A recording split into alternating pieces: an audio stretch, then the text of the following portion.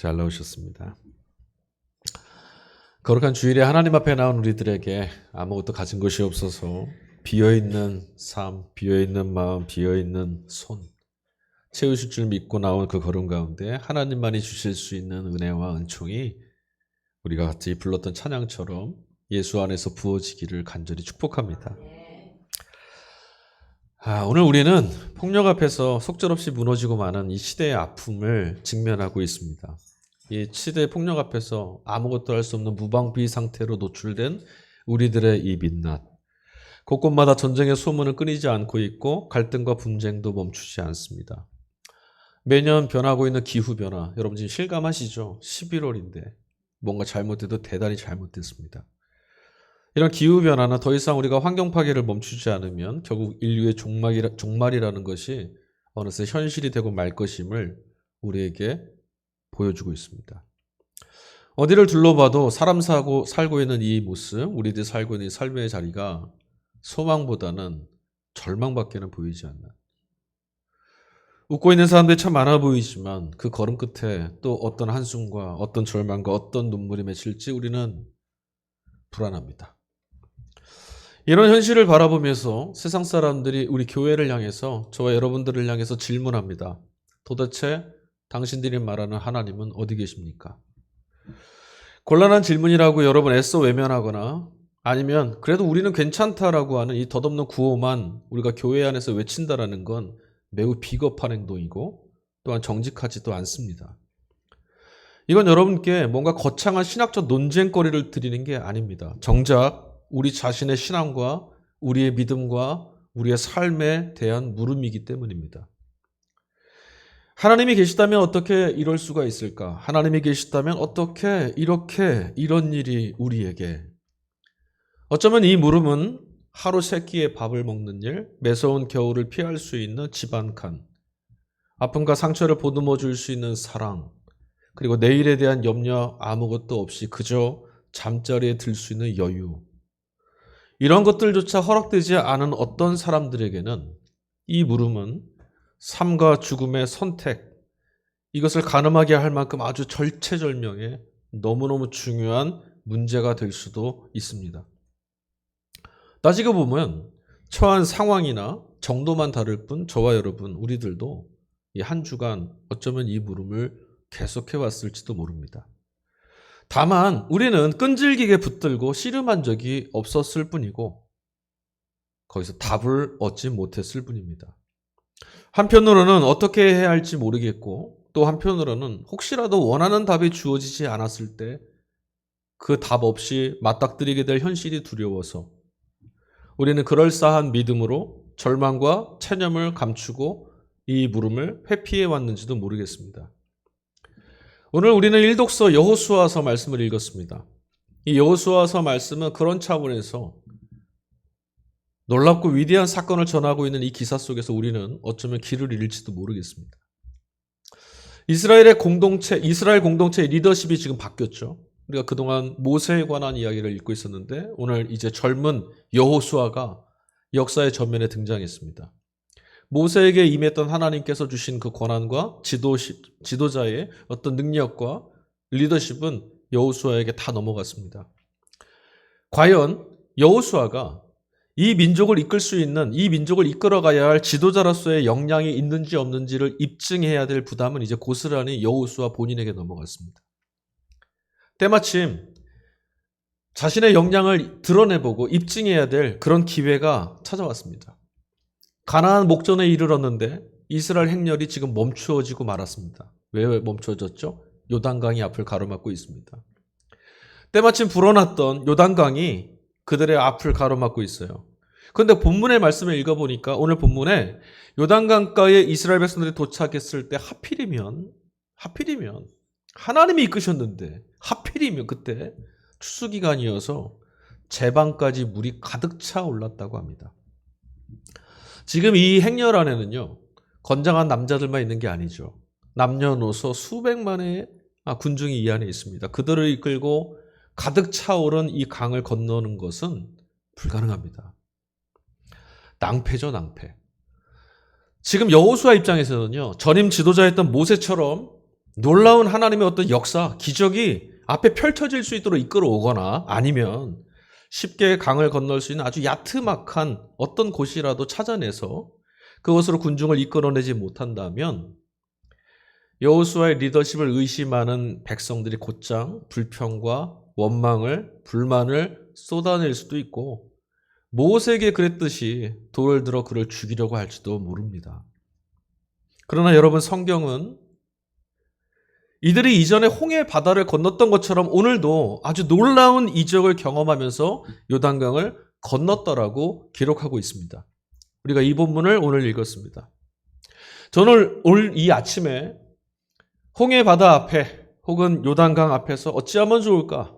내 길은 여기서 끊어졌다라고 말하는 어떤 분께, 아니면 그런 상황에 내몰려 있는 우리들에게 오늘 이스라엘 백성들이 하나님 은총 가운데 믿음의 걸음으로 홍해를 건너고 요단을 건넜던 이 역사가 우리들에게도 일어나기를, 저와 여러분의 인생과 삶에도 하나님의 도우시는 이런 이끄심이 있기를 간절히 축복합니다. 홍해를 건넜을 때는 뭐라고 본문이 말하냐면 홍해 바다가 좌우 갈라져서 벽처럼 갈라졌다 그랬죠. 오늘 본문을 보니까 요단강이 위로부터 아래로, 위에서 내리던 강물이 아래로 흘러가야 되는데 중간이 끊어져서 멈추어졌답니다. 여러분 어때요? 대단한 기적이죠? 물이 좌우로 막 갈라져서 벽을 이루더니 이제는 위에서 아래로 흘러야 되는 물길이 끊어져서 중간에 멈춰버렸어요. 여러분, 놀라운 기적, 이런 기적이 도대체 언제 또 일어날까요? 하지만 여러분, 이건 오늘 읽은 이 본문은 모세와 여호수아의 능력에 어떤 차이가 있다라거나 아니면 능력이 되게 비슷하다는 걸 드러내려고 하는 말씀도 아니고요. 이런 일들이 과연 물리적으로 가능한 일이냐, 정말 이런 일들이 일어날 수 있느냐, 물이 좌우로 서거나 물길이 끊어지는 일이 가능한 거냐, 이런 것에 대한 답을 주려고 하는 것이 아닙니다. 오늘 본문의 핵심이 기적을 소개하는 데 목적이 있는 게 아니라는 말씀을 드리는 거예요.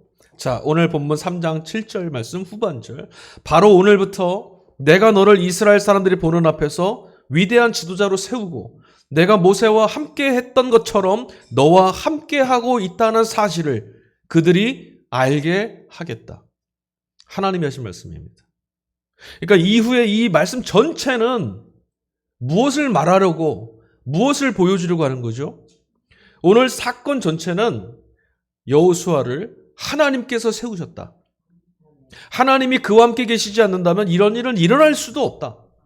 그래서 여기서 중요한 건 기적이 일어났다는 것이 아니라 하나님이 여호수아와 함께 하신다.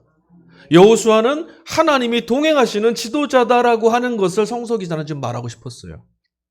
무엇을요? 하나님이 지금 함께 하신다. 여러분, 이 말씀이 오늘 우리에게 들리기를 소망합니다. 하나님은 지금 우리와 함께 계십니다. 다른 누구와 같이 계셨던 하나님 이야기 우리 읽는 거 아닙니다. 오늘 우리와 함께 하신다. 기적과 이적을 많이 경험하고 놀라운 능력을 체험하게 되면 하나님이 나랑 같이 계신다는 걸 잘 믿을 수 있을 것 같다라고 우리는 생각하죠. 우리가 왜 그렇게 하는 줄 아세요?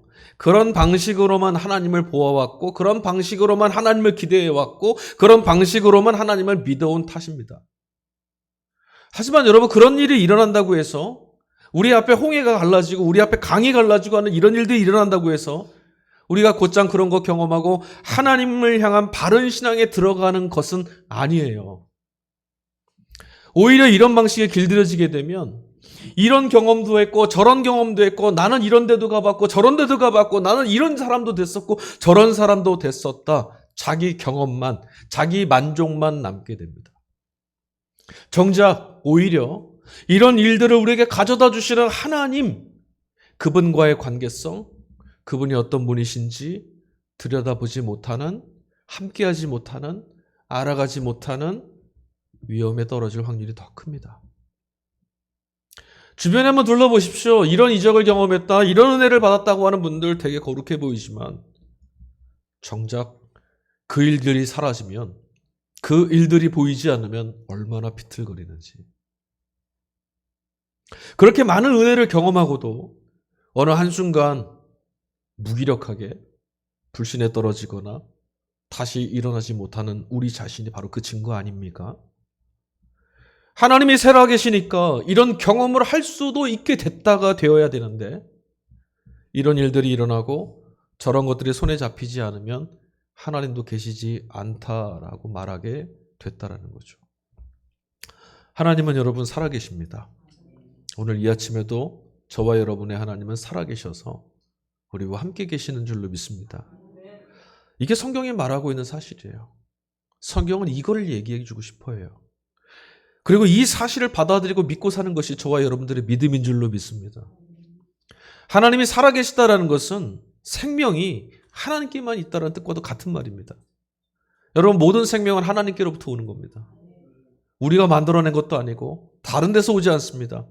오직 생명은 하나님께로부터 옵니다. 그래서 죽음과 폭력이 이처럼 넘쳐나는 세상에서도 여전히 내가 살아있고 우리가 이곳에 함께 있으며 온 땅 곳곳마다 살아있는 것들이 생명이 보존되고 있다는 이 사실을 통해서 우리는 하나님이 살아계시다라는 것을 볼 수 있습니다. 저는 오늘 아침에도 제 코에 공기가 들어오고 제가 숨을 쉬고 제가 예배를 준비하러 교회에 왔고 이곳에서 여러분을 맞이하고 이곳에서 예배를 드릴 수 있고 하나님이 살아계시구나 실감합니다.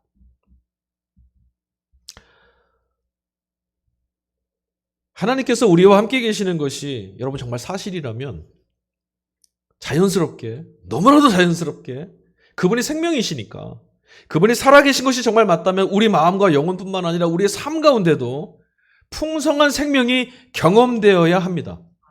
당연한 거겠죠?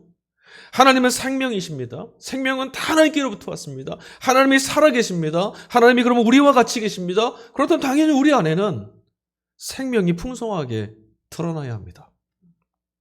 그렇다면 여러분들은 생명을 어떻게 지금 경험하고 계시고 어떻게 실감하고 계십니까? 이 물음에 대한 답변에 따라서 우리가 하나님을 어떻게 경험하고 있는지 우리가 하나님을 어떻게 믿고 있는지가 결정될 수도 있습니다. 자, 성경은요. 모든 인간이 죄를 범했다라고 정의 내립니다. 그렇죠? 모든 인간이 죄를 범할 수도 있다라거나 어떤 사람은 죄를 범하지 않았다거나 그렇지 말하지 않습니다. 성경은 단호합니다. 모든 인간이 죄를 범하였음에 저와 여러분도 포함됩니다. 외에 없습니다. 그리고 죄의 결과는 결국 뭐죠? 죄의 삭은 사망입니다. 그러니까 우리는 모두 죽습니다. 인간은 모두 죽음 아래 있는 거예요. 그래서 결국 죽음에 삼켜지게 됩니다. 그래서 살아있는 모든 인간은 결국은 죽습니다. 여러분 이 사실 모르시는 분 계세요? 오늘 처음 하셨나요? 나도 죽는구나. 오늘 처음 발견하셨습니까? 다 알고 계셨죠? 모르시는 분은 없을 겁니다. 그런데 정작 내가 죽음 아래 있다는 사실을 실감하며 사시는 분들은 많지가 않습니다. 여러분 한 주간 내가 죽음 아래 있구나. 흠칫 놀랄 만큼 내 뒤에 바짝 다가와 있는 죽음이 보여서 어쩌면 좋을까? 하나님 앞에 나왔던 그런 기억이 있으세요? 그래서 여러분 살려고 몸부림치는 것도 혹은 나 죽겠다라고 말하는 이런 말들 서슴지 않게 하는 것도 하시면 안 돼요. 그렇게 말씀하시지 않아도 우린 다 죽어요. 바쁜 일상 속에서 우리는 오늘 이 사실을 잊기도 하고요. 애써 외면하면서 살아가기도 합니다. 그렇다고 해서 우리 삶에 드리워져 있는 죽음의 영향력을 없는 척할 도리는 우리에게 또 없습니다. 애당초 죽음이라는 것은 우리가 거절할 수도 없고 벗어날 수도 없는 아주 절대적인 힘입니다. 어떤 나라, 어떤 민족, 어떤 권세, 어떤 사람도 거절할 수가 없습니다. 그런 죽음 안에 있기 때문에 잘 들으세요. 불안, 초조, 염려, 조급함, 막연함, 근심, 불안, 분노, 아쉬움, 인정받고 성공해야만 살 수 있다라고 하는 욕망, 조급함, 섭섭함, 억울함. 죽음이 가져다주는 이런 증상도 우리는 피할 수가 없습니다. 피할 수 없는 거예요. 누구에게나 찾아옵니다. 다시 말씀드리지만 인간은 모두 죽습니다. 어떤 인간도 죽음을 이겨낼 수는 없습니다. 그러므로 이런 죽음의 증상도 모든 인류가 경험할 수밖에 없는 피할 수 없는 불치의 병과도 같은 겁니다. 이런 병으로부터 이런 질병으로부터 고침을 받는다거나 벗어날 수 있는 길이 어디 있습니까? 찾으셨습니까? 우리 운명으로 짊어진 이 질병으로부터 벗어날 수 있는 길은 오직 한 가지뿐입니다. 죽음으로 인해서, 죽음에 의한 질병으로 인해서 우리가 이렇게 고통받고 있다면 이 길에서 벗어나는 길은 생명을 찾고 생명 안에 거하는 것밖에 다른 답이 없습니다. 어둠은 빛의 결핍이지 않습니까? 빛이란 것은 어둠을 몰아내게 충만한 것 아니겠습니까? 생명이 있는 한 죽음과 죽음이 초래하는 그 모든 힘들은 벗겨내질 수밖에 없는 겁니다. 우리가 생명으로, 우리가 어떤 생명의 경험으로 우리가 죽음을 이겨내고 죽음을 물리치고 죽음에서 벗어나야지 안 됩니다. 생명이 있으면, 생명이 우리 안에 거하면, 우리가 충만한 생명 안에 거하고 있으면 어떤 죽음의 그림자도 우리를 덮을 수 없습니다. 우리 인생과 삶을 덮고 있는 출구조차 보이지 않는 죽음이 있더라도 생명을 붙들고 있다면 살 수 있습니다. 과연 우리를 이 죽음에서, 이 죽음의 힘에서 구원할 생명은, 마르지 않고 다함이 없는 충만한 생명은 어디에 있습니까? 여러분, 우리는 이미 답을 다 알고 있잖아요. 하지만 그럼에도 하나님이 살아계시다라는 것과 하나님 안에 생명이 있다는 사실, 그리고 그 하나님께서 지금 나와 함께하고 계시다는 사실에 우리가 관심이 없었습니다. 하나님이 아니라 바다가 갈라지거나 강이 갈라지거나 이런 기적 경험하는 것, 생명 자체이신 하나님이 아니라 생명이 있을 때 나타나는 어떤 현상에 우리가 마음을 뺏기고 살았습니다. 오늘 복음서 말씀을 보니까요, 예수님께서 제자들과 함께 하시는 자리에서 율법학자와 바리새파 사람들을 아주 혹독하게 비난하시는 장면이 나옵니다. 예수님 입에서 나온 말씀인데요, 뭐라고 말씀하셨냐면 화 있을진저, 저주하시는 거예요. 여러분, 예수님이 얼마나 인자하신 분입니까? 예수님이 얼마나 사랑이 많으신 분입니까? 예수님 입에서 나오는 모든 말씀은 우리에게 복된 말씀인데 오늘 보니까 뭔가 좀 이상합니다. 예수님이 아주 혹독하게 비난합니다. 그들을 비난하신 까닭은 오늘 주님의 말씀대로라면 이런 것들 때문입니다. 그들이 지기 힘든 무거운 짐들을 사람들한테 막 짊어지는 거예요. 그리고는 정작 자기 자신 그 짐 절대 지지 않습니다. 손 하나 까딱하지 않는답니다. 그리고 그들이 하는 모든 일들은 사람들한테 잘 보이려고 하는 일, 그런 일이었대요. 그리고 이 사람들은 윗자리에 앉기 좋아하고 높은 곳에 앉기 좋아하고 사람들한테 먼저 인사받기 좋아하고 사람들한테 라피, 스승님, 선생님이라고 하는 칭호받는 걸 매우 매우 좋아했다고 합니다. 오늘 우리식 표현으로 말씀드린다면 아주 쉽게 말하면 잘난 체하고 오만방자한 사람들입니다. 하지만 여러분, 오늘 이 말씀을 율법학자와 바리새파 사람들을 향한 혹독한 주님의 말씀을 그 사람들 들으라고 하신 말씀으로 읽으셨다면 잘못된 겁니다. 우리가 알아야 될 것이 있어요. 8절 말씀이 이렇게 시작합니다. 그러나 너희는,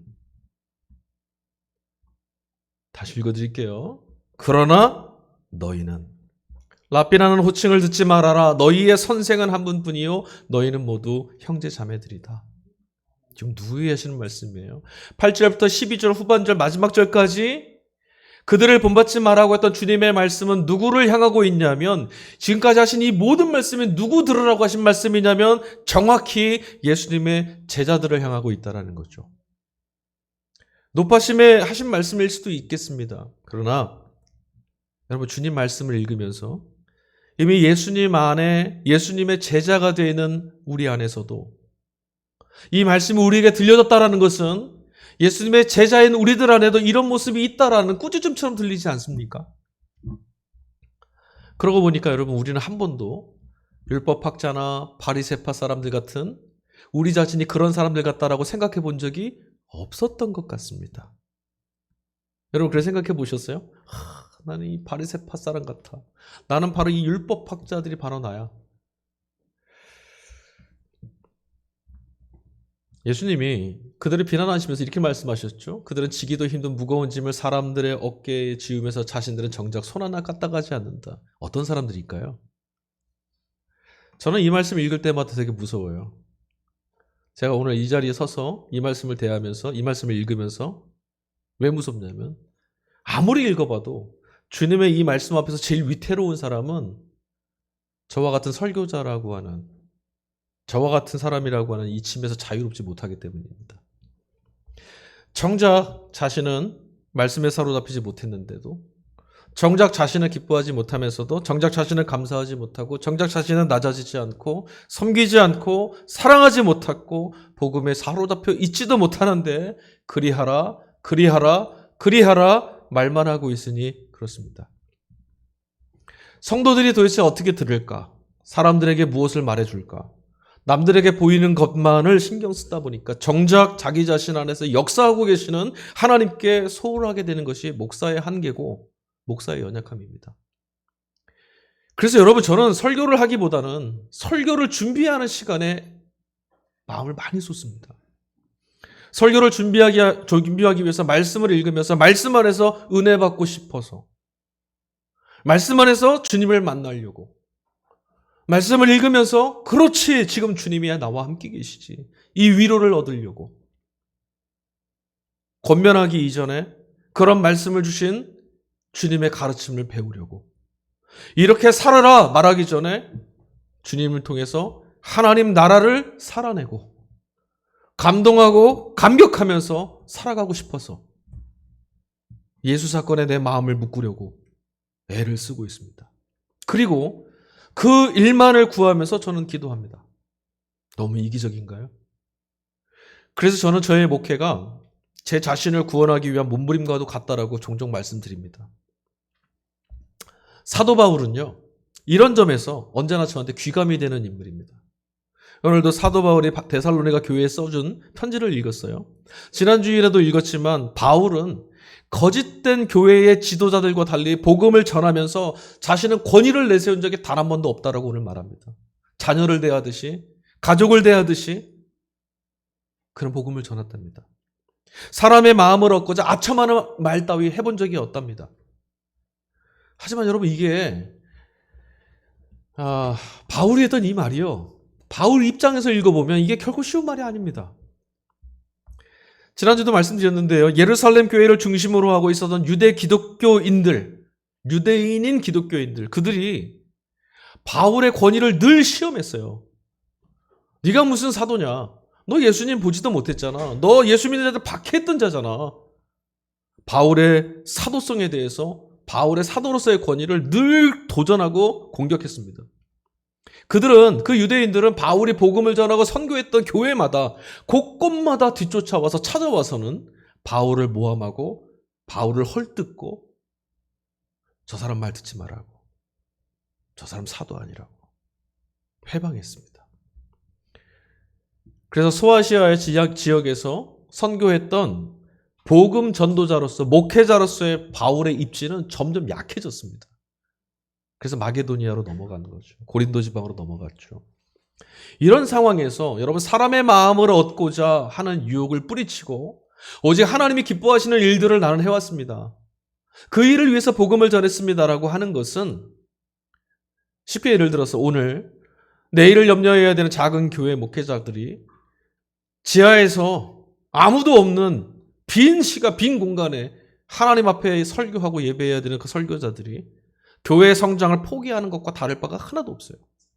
그런 마음인 거예요. 하지만 사도 바울은 그런 유혹에 떨어지지 않았습니다. 그리고 오히려 힘을 다해서 성도들을 가르쳤습니다. 그가 뭐라고 가르친지 아십니까? 데살로니가전서 2장 12절, 우리는 여러분을 권면하고 격려하고 경고합니다마는 그것은 여러분을 부르셔서 당신의 나라와 영광에 이르게 하시는 하나님께 합당하게 살아가게 하려는 것입니다. 여러분, 이 단어에서 뭐가 제일 크게 들리세요?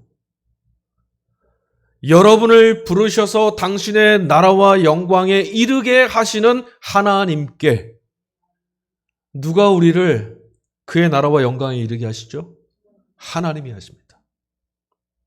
그가 이렇게 힘차게 데살로니가 교회에 자기의 사도로서의 권위가 도전받고 의심받는 이런 상황에서도 이렇게 힘차게 말할 수 있었던 근거, 그게 뭘까요?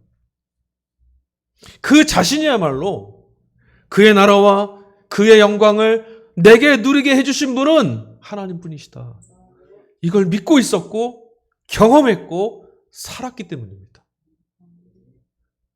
저는 오늘 여러분에게, 오늘 저와 여러분이 오늘 예배하고 함께 말씀을 듣고 기도하는 그 하나님이 다른 누군가의 어떤 이들의 소문을 통해서 정보를 통해서 얻은 전해 들은 하나님이 아니라 이 문을 열고 밖을 나갈 때 우리와 함께 계시는 하나님, 살아계신 하나님, 나의 인생과 삶에 그분이 구원하고 책임지고 계시다라고 여러분이 말할 수 있는 그런 하나님을 만날 수 있기를 간절히 축복합니다.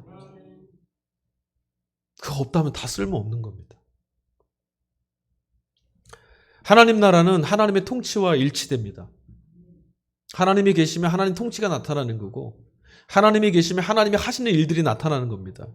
그래서 여러분 우리가 하나님 나라를 말하려면 하나님의 통치를 경험하고 살고 있어야 됩니다. 그런 이들만 하나님 나라는 이라고 말할 수 있는 겁니다. 성도가 해야 될 일이 뭔지 아세요? 성도가 해야 되는 모든 일은 바로 이것을 뛰어넘을 수 없습니다. 바로 하나님의 통치, 하나님의 살아계심, 하나님이 여기 계심을 경험하는 겁니다. 꼭 기억하십시오. 성도가 해야 될 일은 하나님 만나고 하나님 경험하는 겁니다. 교회가 해야 될 일은 이 세상이 전부가 아니라 하나님 나라가 예수 그리스도와 함께 이 땅에 임하였음을 경험하고 그것을 전하는 자들, 이게 교회입니다. 그런데도 여러분 오늘 우리에게 이 사실이 그닥 절박하지가 않습니다. 오늘 우리는 내 욕심이나 기대와 바람을 채우는 일이 먼저이고 세상에 뒤처지지 않으려고 애를 쓰며 살아가고 있습니다. 혹시라도 사람들의 마음을 얻지 못하고 남보다 못하면 어쩌나 전전긍긍하고 절망할 때도 있습니다. 마치 우리의 한 주간의 삶을 돌아보면 하나님이 여기 계시지 않는 것처럼 우린 절망했었고 하나님이 우리를 구원하시지 못하시는 것처럼 염려했고 세상이 다 끝난 것처럼 두려워했습니다. 그러나 여러분 이미 2000년 전에 예수 그리스도께서 하나님 나라를 이 땅에 가져오셨습니다. 그 나라는 이미 저와 여러분의 나라입니다. 우리를 보면서 세상이 우리가 예수님을 보면서 하나님 나라가 임하였구나. 하나님이 400년 예언자들의 마지막 말라기 선지자의 예언을 끝으로 하나님이 사라지신 것 같았는데 하나님이 여기 계시는구나. 이걸 예수님을 통해서 봤던 것처럼 저와 여러분을 통해서 하나님 나라가 예수 그리스도와 함께 시작된 것이 맞구나. 이런 일들이 드러나야 할 줄로 믿습니다. 그러려면 저와 여러분들이 살아계신 하나님을, 살아계신 하나님의 통치를 경험하고 살아야 합니다. 여전히 여러분 말씀대로 산다는 것은 쉽지 않은 일이죠. 말씀에 통용되지 않는 세상을 하나님 말씀에 잇대서 살아가야 되니까요. 하나님만을 믿겠다라고 하지만 사람의 마음을 얻어야만 한다는 조급함에 쉽게 떨어질 수 있습니다. 낮아지고 섬기는 그런 형편보다는 사람들로부터 인정받고 높아지고 그런 자리에서 살고 싶은 마음을 놓는다라는 게 쉽지 않죠. 서기관들과 바리새인들처럼 죽을 때까지 알게 모르게 우리 자신 안에서 일어나는 크고 작은 위선들을 우리는 보게 될 줄 모르겠습니다. 그러면 어떻게 하겠습니까? 이런 것들을 해결할 수 있는 뾰족한 방법이 우리에겐 따로 없지 않습니까? 마음 먹은 대로 할 수 없다라는 사실을 인정하는 것, 이게 정직한 겁니다.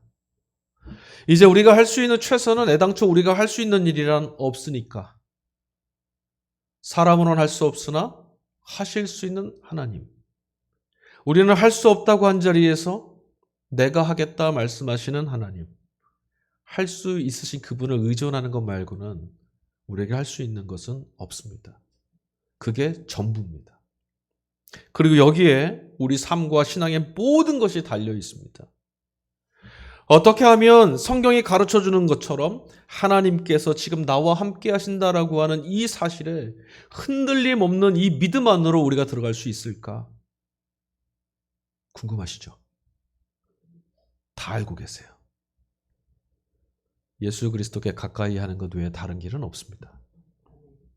오직 예수 그리스도를 통해서만 우리는 하나님을 볼 수 있고 예수 그리스도를 통해서만 하나님을 믿을 수 있으며 예수 그리스도를 통해서만 하나님과 우리는 함께할 수 있습니다.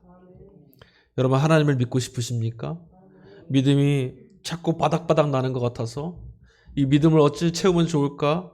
하나님을 정말 믿고 싶어서 정말 하나님이 함께 계심을 믿으면 살 것 같아서 그런 마음이 있으십니까? 그럼 예수님을 믿으셔야 합니다. 하나님 말씀을 듣고 싶습니까? 끝나지 않았어. 내가 너와 함께. 이 위로의 말씀을 듣고 싶습니까? 그러면 예수님께 들으시면 됩니다. 하나님의 구원을 경험하고 싶으십니까?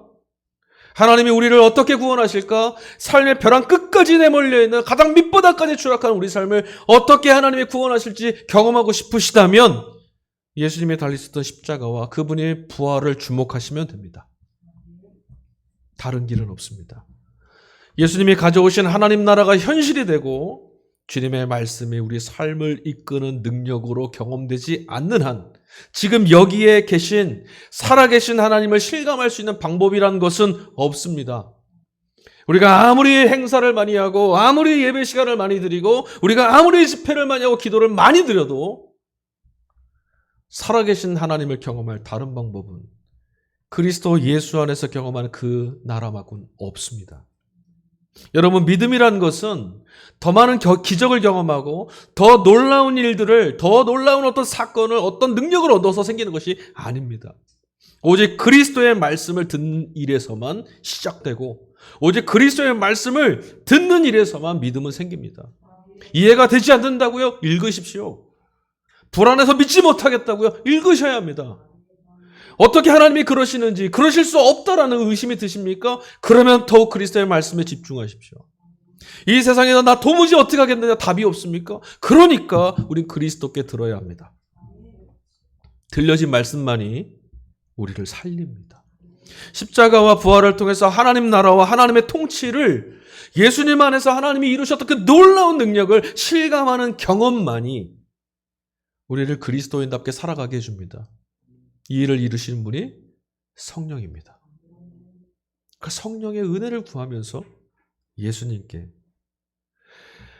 여러분은 할 수 있는 한 말씀을 가까이 하십시오.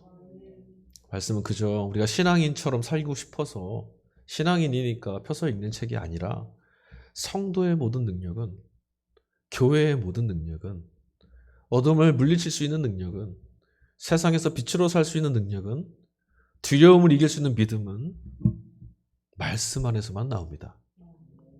크게 아멘 하세요. 정말이에요, 여러분. 진짜로. 말씀을 읽는 일에 그치지 마십시오. 그냥 내가 얼마나 읽었다 거기 멈추지 마십시오. 말씀을 깊이 묵상하십시오. 정말입니까? 사실입니까? 이런 세상에도 이 말씀의 역사가 내게는 정말 나타난 일이 맞습니까?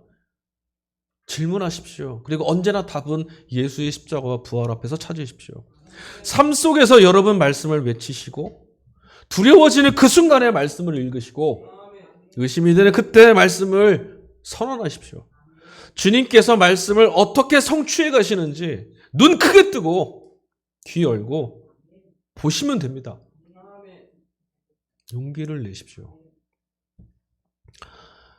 하나님이 과연 하실 수 있을까 없을까 염려해 주시지 말고 눈 크게 뜨고 귀 활짝 열고 하나님 하신 일을 하나님의 말씀을 들으십시오. 여러분 한번 생각해 보세요. 요즘에는 저는 이제 게을러서 잘 못하는데요. 남자들도 요리 되게 잘하잖아요. 그죠? 왜 어떻게 잘하죠? 타고난 손맛이? 그건 아닌 것 같아요. 요즘에 레시피가 잘 나와 있어요. 검색만 하면 다 나오더라고요. 검색해봤어요. 근데 안 해요. 자, 우리가 뭔가를 하고 싶고 뭔가를 배우고 싶으면 어떻게 하죠? 어떻게 하세요? 언젠가 배우게 되겠지 뭐. 뭐 본다고 되겠어? 이러고 계시나요? 아닙니다. 뭔가를 알고 싶고 배우고 싶으면 우리 그것에 관해서 계속 찾고 계속 보고 계속 듣습니다. 이건 너무나 자연스러운 일 아닙니까? 하나님에 관해서 알고 싶습니까? 그리스도에 관해서 알고 싶으세요? 생명에 관해서 알고 싶습니까? 구원에 대해서, 믿음에 대해서, 하나님 나라에 대해서 알고 싶다면 어찌 안 들을 수가 있겠습니까? 한 걸음 한 걸음 주님의 말씀을 따라서 여러분 살아가시다 보면 속절없이 무너지고 말았던 우리들의 이 무뎌진 마음들, 황폐한 성읍처럼 무너져서 다시는 아무것도 할 수 없을 것 같은 우리들의 심령을 성령께서 단단하게 읽어주셨음을 실감하는 날이 올 겁니다. 하나님께서 지금 나와 함께 계시다고 하는 그 사실을 눈치채는 그 순간 여러분 하나님 나라는 활짝 열릴 겁니다. 아, 정말 여기 있구나. 정말 나와 함께 계시구나. 어떻습니까? 터무니없는 말처럼 들리시나요? 저는 그러면 이 말씀만 하고 설교를 마치겠습니다. 사람으로서는 할 수 없는 그 일을 하나님은 하십니다. 아멘. 우리 이 시간에 찬양했으면 좋겠습니다.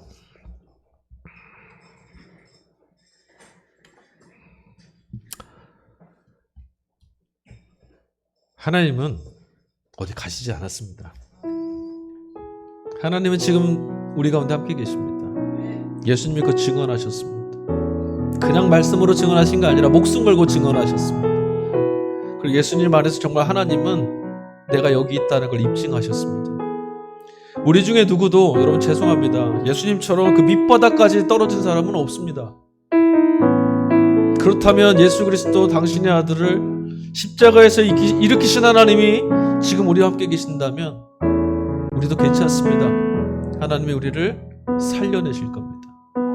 하나님은 우리를 지키시는 분, 하나님은 우리를 구원하시는 분, 환난당한 우리들 당신의 자녀 우편에서 지키시는 분, 우리 그 하나님을 함께 찬양하며 고백합시다. 하나님은 너를 지키시는